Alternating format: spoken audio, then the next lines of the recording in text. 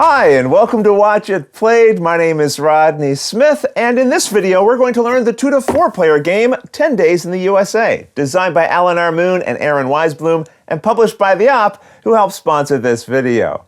You're planning a fantastic 10-day trip across the US of A, but what states will you visit, and how will you get there? Will you fly, drive, walk, a little of everything? This trip won't plan itself, so join me at the table, and let's learn how to play. To set up, put the game board in the center of the play area with this tray nearby. Then shuffle all the cards and stack them face down into this leftmost space. Each player now collects a set of card holders labeled from day 1 to day 10, which they'll place in front of themselves like this. We'll assume we have 2 players and return the unused trays back to the box. Without taking turns, players now draw 1 card at a time from the tray, putting them into any open day slot in front of themselves.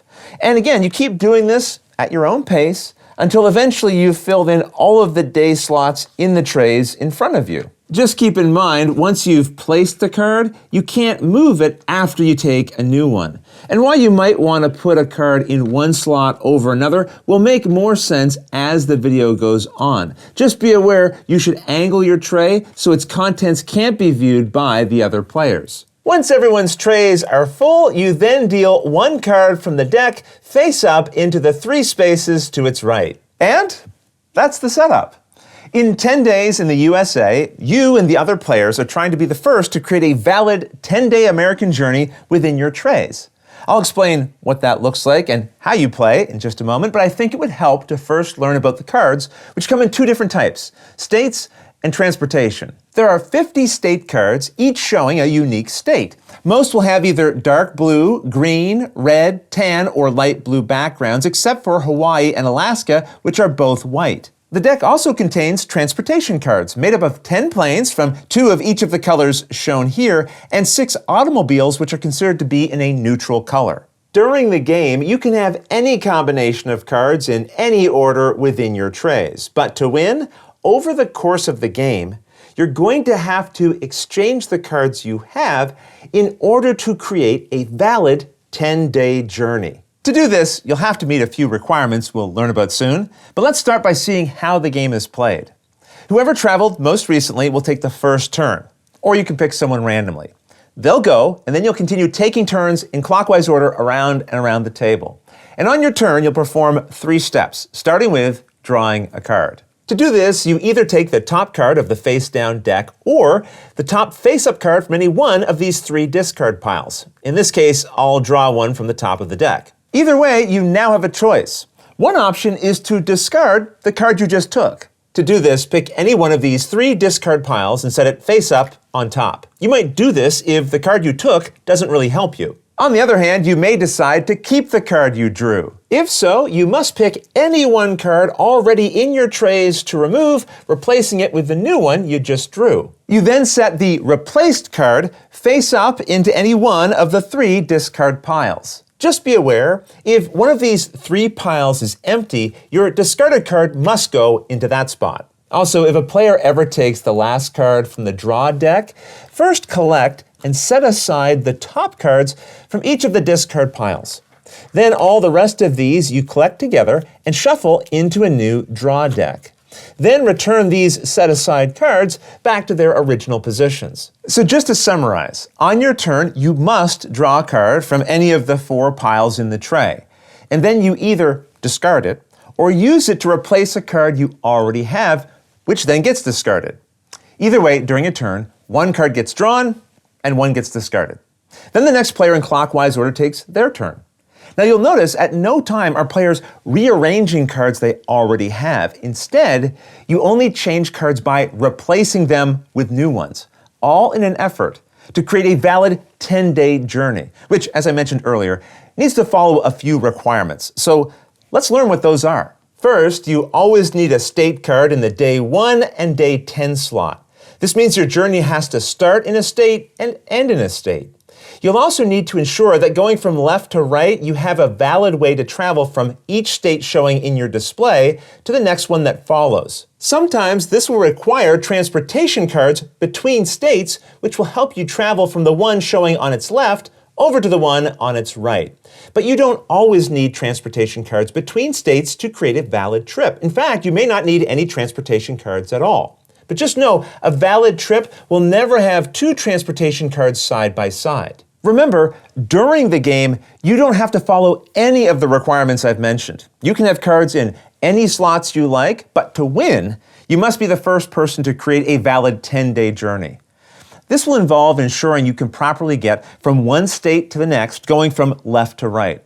So let me show you the rules for that. Let's assume the very first card in our tray is Colorado.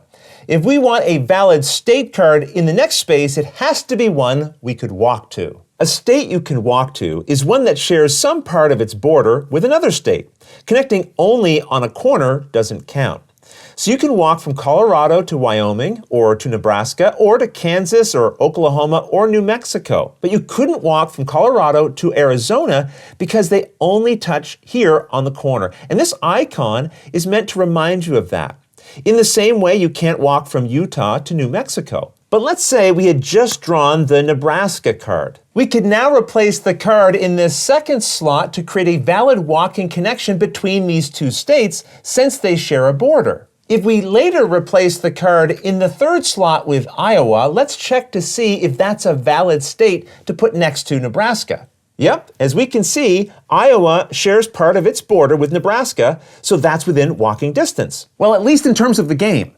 I wouldn't personally want to walk from Colorado to Nebraska to Iowa. That sounds exhausting. I'd rather drive. Speaking of which, that's another way to create valid connections between states. If you have one of these automobile cards, you can create a valid connection between two states that have another state touching both of their borders.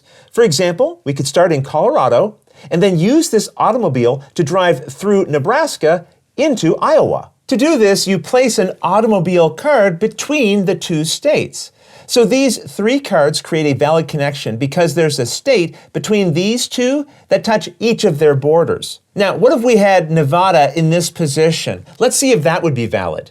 Turns out it is, because Colorado and Nevada each have borders that touch the same state between them, Utah in this case. I'll also point out you can drive from one state to another, like we're doing here, going from Colorado to Nebraska, even though you could have walked instead. Colorado and Nebraska share a border, so they could be side by side in our tray since you can walk between them. But they also both share a border with Wyoming. So we could put an automobile card between them and say that we drove from Colorado through Wyoming into Nebraska. Just remember, the only time you can use an automobile to connect two different states is if another state borders both of them. As we'll see, you can't drive from New Hampshire to Maine for this reason. This is because they're adjacent and there's no third state touching both of their borders. This icon here helps us remember that we always have to walk between these states, so a valid connection for them requires that they be side by side.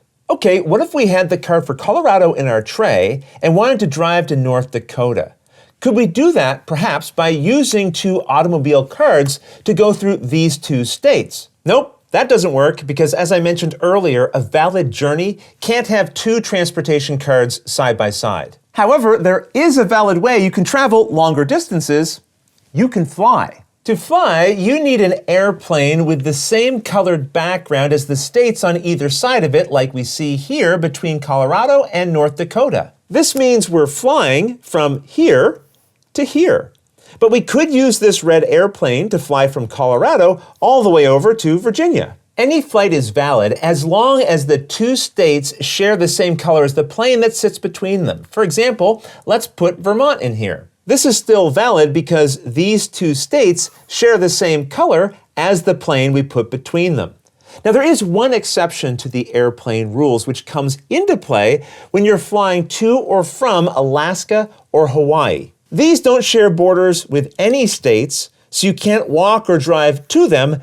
You have to fly. However, these states have white backgrounds and there are no planes with matching white backgrounds. Instead, you can always fly from any state to either Alaska or Hawaii as long as the plane connecting them shares the color of the state you flew from. And in the same way, you can leave from Alaska or Hawaii and go to any other state as long as the plane connecting them is the color of the state you're flying to. For example, we can fly from Colorado to Alaska as long as we use a red plane, since that matches the state we're flying from.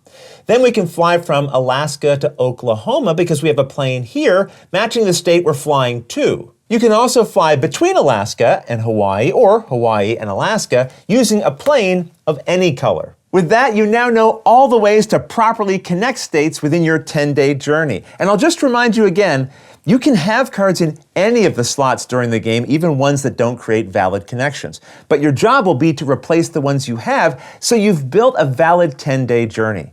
At the end of a player's turn, if they've done this, they must say out loud, 10 days. They then lay the cards in their tray onto the matching spaces of the board here, so it looks like this when they're done. Then the players review the results together to make sure a valid journey has been created. So let's check this journey together. It starts in Colorado. Then they walk to Nebraska, and then fly to Indiana using a green airplane to connect these two green states.